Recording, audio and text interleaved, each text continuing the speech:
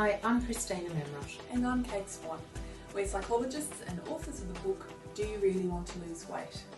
Kate, today I was wondering if we could talk about learning to say no. No. You knew I was going to say that. One of the things many of our clients seem to struggle with is that tiny little word, no. And it's not just our weight management clients, it tends to be most people. Most people seem to struggle at some point with saying no. Learning to say no it's a life skill. You need to be able to put those boundaries in place and say, actually, you know what, that doesn't suit me. Yes, and so many of our clients, Christina, are givers.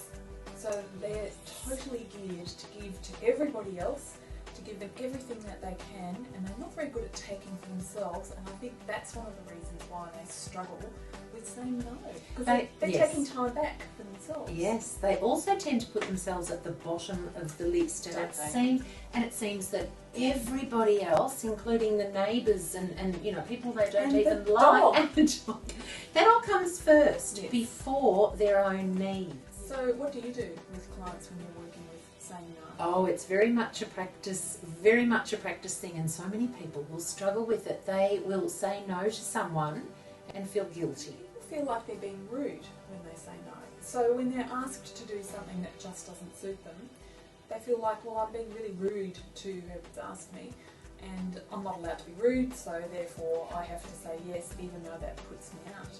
But what's actually going on, do you think, for the other person when you say no to them?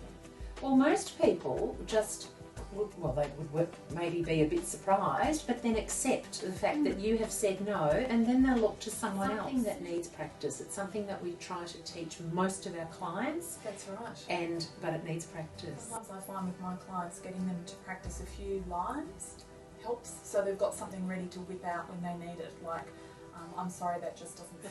Or another tactic I really like is, look, I'm not sure, I'll need to check, I'll get back to you. And that just gives them some space, yes, where they can put down the phone or turn away and go, I have to say no, I have to say no.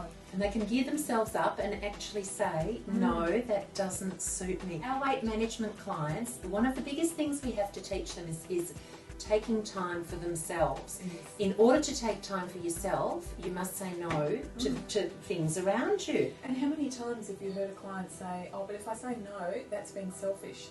Hello? If you're not going to look after yourself, yes, no one else will. Yes. You need to be selfish or looking after yourself to be able to care for yourself and focus on your health, because it's important. And self-care is in. The opposite to that is selfless. And do you really want to be a selfless person who gets dumped with everything everyone else wants? No. I hope not. No.